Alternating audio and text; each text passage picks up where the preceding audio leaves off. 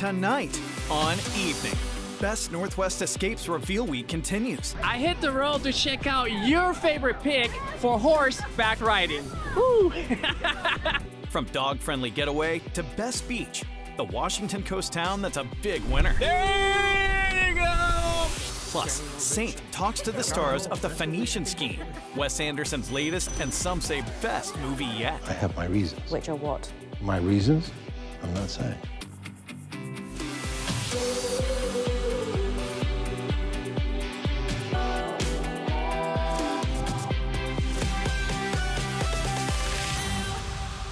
Willkommen til Posmo. Welcome to the show from Little Norway on the Kitsap Peninsula. I'm St. Brian, and we are here to reveal more winners for Best Northwest Escapes. Why are we here? Because this highly walkable town isn't just a feast for the eyes and a place to let your inner Viking loose. We're here because of an assortment of delicious delicacies that have made a certain shop here your choice for Best Destination Bakery. We're going to reveal that winner in a moment, but first we asked you where's the best horseback riding, and you sent us to the beach. Jose gets to experience a dream come true. I found an outfitter that is making beachgoers into cowboys for over 25 years. There's nothing better than a day in the Washington coast, where you can do plenty of outdoor activities. We are in beautiful ocean shores. There is something for everyone to do here, whether you want to just cruise on the beach, come fly your kite, play in the sand. Another fun and popular activity in this area is horseback riding. Riding a horse on the beach is a unique experience. We rent the horses out. We do guided beach rides. It's a pretty structured ride. We try to keep everybody together, nice and safe. What do you think people don't know about horses? I think a lot of people misjudge their level of comfortability with a horse. You get a lot of first-timers that have never sat on a horse and they're not quite sure what to expect. My favorite thing is when you get a kid that's so excited to go, you get them up there and all of a sudden they realize how big this horse is and how scary it is that they have to control it by themselves, and they get a little nervous. We always take a minute to comfort them and get them going, and by the end of the ride they are smiling ear to ear. They've had so much fun. I mean, that's the greatest feeling. The connection that you can make riding a horse is kind of important, so we try to match everybody to the right personality of horse so that you have a unique experience. I'm assuming you have a favorite. I do, but he's not here. With that being said, I was curious to meet my horse for today. Maybe this one, or maybe this one. We got a lot of great horses for you. They're all kind of suited towards beginners. So you're already calling me a beginner, huh? Well, we kind of call everybody beginners. What horse do you think qualifies for me right now? You'd be a good fit for Roxy. She knows the drill. She'll take care of you. 1, 2, 3. Ooh. Roxy, be nice to me. And there we went. It was time for us to experience this one-of-a-kind horse ride. Why you think people like riding horses on the beach? This is different than your average trail ride. Most people have never even seen the ocean when they come out here, let alone to get on a horse. It's a great first experience for a lot of people that have never ridden a horse before. And the views are beautiful. It's a calming experience. Sounds of the ocean, the soft sand. This tour is a perfect way to check out the breathtaking beauty of the Pacific Northwest. On a good day, you get a nice sunset, you know, in that mid-afternoon, nice bright red, pink sky. We can't guarantee that for every ride, but we do our best. So next time you visit Ocean Shores, give it a try and find out why it was voted as best horseback riding. All right, thank you, Jose. Honey Pearl Ranch offers guided tours 7 days a week from 10 a.m. to 5 p.m. The cost is $50. All right, it is time to give a nod to this guy, Pat Boone, who just turned 91 this week. Why are we honoring him? Because way back in 1961, he opened a golf course in a coastal city that has won 4 categories this year, Ocean Shores. Here again is Jose. Ocean Shores got its start in the 60s, but 2025 is proven to be this town's year. This 5-mile-long peninsula won Best Beach. There's plenty of beach here. The town also won Best Pet-Friendly Getaway and Best Clam Digging. In Ocean Shores, this little clam is such a big deal they throw a party for it every March. Here we are in surprisingly sunny Ocean Shores, Washington at the Razor Clam and Seafood Festival. Thousands come to dig for razor clams on the beach and eat seafood in town. Our big focus is the bounty of the Pacific Ocean and the Pacific Northwest. There's a clam gun decorating contest. The artists dug deep for their inspiration. There are even clam cooking demos. But the best way to find razor clams in Ocean Shores is to dig them yourself.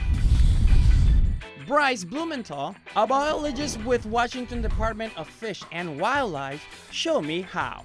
To participate without having a license, 15 clams per person is the limit. You're required to keep the first 15 clams that you dig. So basically you're looking for kind of like a donut shape on the sand. That's a good sign. Bryce makes it look easy, but it's not. There you go! 14 more to go. 1. The water's coming too. Oh my God! After you have dug for your dinner, you can settle in and enjoy the final category, Ocean Shores 1, Best Sunset. They don't get any better than this.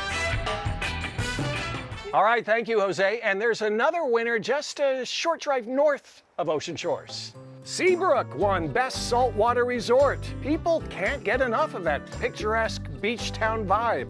So congrats to them and way to go, Washington Coast. Okay, it is time to reveal your winner for Best Destination Bakery. It may also be the winner for Most Mispronounced Name for a Destination Bakery, and it is right here in Paulsbo. Even on a slow morning in the town known as Little Norway on the fjord, everything at Sly's Bakery moves at high speed. In production, it's very fast-paced. I liken it to a martial artist, you know, that every move has to do something. So you're not, because there's so much to make every single day. Production starts at midnight. Doors open before sunrise, even on the longest day of the year. 8 hours goes by real quick. The man with the fancy footwork is owner Dan Sly's. His dad bought the bakery when Dan was in 3rd grade. One of the things that the Norwegians were telling my dad was, you're not going to make it here because you're not Norwegian. And he said, I'll make it here because I'm Dutch. 50 years later, Sly's is still selling customers their daily bread. Or, as they say in Paulsbo, Givisie dag wat daglig blå. In fact, it was Dan's dad who in 1974 came up with one of our state's most famous recipes. He was home reading the Bible, and in Ezekiel, he found a scripture about, you know, take the different grains. And so he took those grains and he wrote them out on a napkin, brought them down to the bakery, and he's like, let's make a loaf of bread out of this, and we did. The result, Paulsbo bread, even with their own slicing machine. It's supposedly the Cadillac of all of them, but who knows? Sly's couldn't keep up with demand, so they patented the recipe and sold it to Seattle bread companies like Franz. I think it was 1988. They sold 20 million loaves across the United States. Today, Sly's is the only place to get Paulsbo bread made from scratch, as well as Norwegian black bread with its array of odd but tasty ingredients. Coffee is in it, chocolate is in it. Dan isn't so forthcoming about what goes into one of Sly's signature treats, Viking cups. Nobody is. It's a special recipe, I can't tell you. The doughboys, the smiley face cookies, the Swedish almond pastries. Dan should know better than anyone the sweet smell of success, but he hasn't smelled a thing in 30 years. I got in a car wreck and I lost my sense of smell. And it gradually, probably over a 6-month period, just totally went away. So I have no sense of smell. There's only one way to truly know what Dan is missing, by grabbing a bite at Sly's. On weekends, Sly's is guaranteed to have a line out the door. If you really need to beat the crowds, they do open at 5 a.m. every day. Or you can just stand in line, make friends with the customers. They don't bite much, unless you give them one of these. Oh. Up next, Saint talks to the stars of Wes Anderson's new movie, The Phoenician Scheme, and finds out why it got a 7-minute standing ovation. and more Escapes winners, including a town that guarantees fishing success. Best Northwest Escapes is sponsored by unforgettable Grays Harbor County. Welcome back to the show from Posbo, home to Sly's, your choice for best destination bakery. We've got more winners in a moment, but first, there's a new Wes Anderson movie coming out on Friday, and it is just as colorful, just as understated, and just as symmetrical as you would expect. No wonder it got a 7.5-minute standing ovation at Cannes. I got to speak to the stars in New York City. In Wes Anderson's Phoenician Scheme, A-list stars like Scarlett Johansson, Tom Hanks, and Bryan Cranston pop up on screen like whack-a-moles. But the performance everyone is raving about belongs to Kate Winslet's 5.5-foot daughter, Mia Thrappleton, making her major film debut as the pipe-smoking, knife-wielding heiress of plutocrat Benicio del Toro. Why? It's been 6 years since our last meeting. I have my reasons. Which are what? My reasons? I'm not saying. A week after the film's premiere at Cannes and the 7.5-minute standing ovation that followed, Mia is still soaking it in. I don't truly believe that this is all actually happening. It does just feel like a very long dream. Benicio met Mia during a test of their on-screen chemistry. How was that audition, and how do you rate her pipe-smoking skills? They got better. Thank you. By the time she was in front of the camera, she was really good. She was like, she made Popeye look like a baby. Thank you. Yes. Is this supposed to be here? It was under the lunch trolley. Oh dear. This is Michael Cera's first appearance in a Wes Anderson film where he plays an infatuated entomologist. Could you imagine falling in love with a man like me, by the way, hypothetically? You're drunk on 3 beers. Which led me to ask, hypothetically, how many beers does it take to get Michael Cera drunk? Let's find out. I wanted to have each of you guess, and then Michael's going to respond. If he's gonna chug them one after the other, I'd say 3 or 4. 3 or 4. I was going to go with 3. He's gonna start To be feeling merry. pretty good. To be merry. To be merry. Yeah, what's Yeah. the target? Slightly drunk. Slightly drunk. Tipsy. Oh, those British pints? I'm thinking that's British 2 pints. probably. 2 of those, I guess. Yeah, probably I 2. was thinking can. Start getting pretty 2. friendly. The answer is 2. If the actors look like they get along, well, that's another Wes Anderson trademark. Wes says he likes the idea of a traveling circus, both among the characters in the film, but also like the cast and crew. You guys hang out together? Yes. You eat together? What is that like? Wonderful. Just feels like you're just with friends after a week and you're, all, working toward this common goal of make this thing come to life. Yeah. And get a 7.5-minute standing ovation. That was the goal. I think that's what we discussed in rehearsals. We were like, let's go for 7.5 on this one. Dead on. Where's my father? Take this miserable sin into the comfort of it. The Phoenician Scheme is rated PG-13 and has scored a 78 on Rotten Tomatoes. How would you like to see it for free? We're giving away tickets a little bit later in the show. But first, do you get seasick easily? That is not a concern at our winner for Best Fishing Destination, where you can have a lucky day without ever leaving dry land. The signs are everywhere. Westport, on Washington's coast, is the place to find a fresh catch.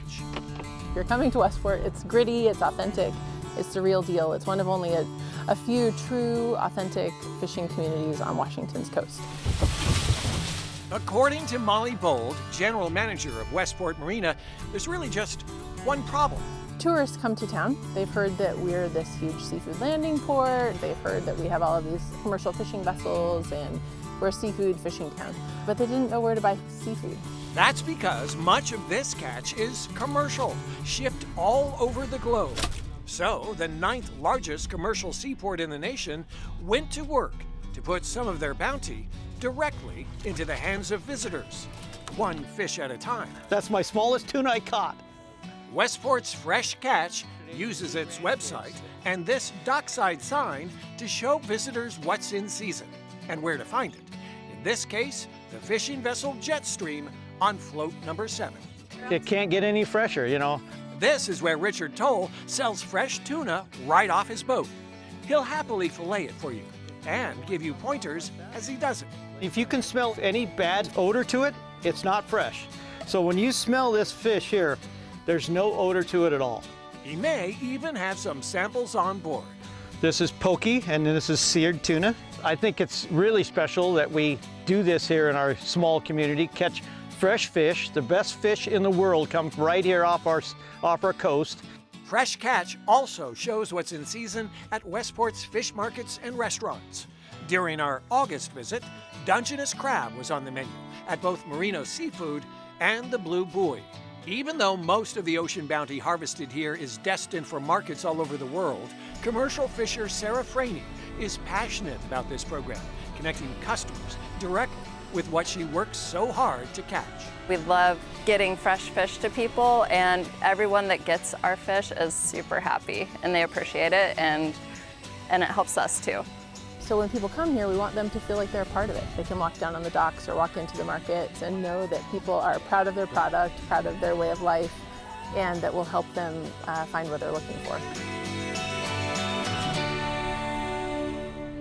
Maybe you'd rather catch your own fish. Well, we have you covered. Westport Charter's Hula Girl won Best Charter Boat. We had to find out why. Attention Westport, we just had another one of our charter boats come in and land. They come and go as constant as the tide, always with boatloads of happy fishermen and women on board. We did good. We maxed out everything. Westport charter boats like Hula Girl have been fishing for generations. She's been around since 1962. Today, generations caught fish together. It was total pandemonium, but we made it work. A grandfather chartered Hula Girl to take all 9 of his grandkids fishing. Oh, it's a great feeling, watching the kids have a good time. And it's super special for the grandpa and grandma too, you know, watching their grandkids. When we're out there catching fish, it's so exciting, you know. It's emotional, thrilling, they have a good time, and so do we. We just love seeing people have a good time. Fishing trips aboard the Hula Girl start at $260. Gear is provided, but the schedule fills out fast because who doesn't want to fish from a boat called the Hula Girl? When we return, it's got a boring name, but it's a beautiful place, and it's your pick for Best Kids Hike. Wow! Local stories make a difference. I want to check that out. With the power to enrich lives, strengthen communities, and make us smile. Evening is made possible by Primera Blue Cross. Primera Blue Cross, always in your corner. Welcome back to the show from downtown Paulsville, where we are revealing your winners for Best Northwest Escapes. When we visited the winner for Best Kids Hike, we found exactly 0 kids, but a whole lot of beauty. The trails that take you to the ocean along Claylock Beach in the Olympic National Park don't have the most creative names, but they make up for it with scenery. The Beach 3 Trail is just 1/3 of a mile long and a little steep, with plenty of wildflowers, ferns, even some wild ginger growing along the way. Keep heading down, and between the weather-worn spruce trees, you'll glimpse your destination. A flight of stairs more beautiful than any you'd see in $1 million home leads to a Pacific Ocean payoff. Explore the honeycombed boulders scattered around the beach, with holes made by pittock clams that bore into rock. Low tides reveal treasures like gooseneck barnacles. And moving waters sing myriad songs. We think we figured out why they gave this beach such a boring name. It's so the people curious enough to make it past that sign have it all to themselves.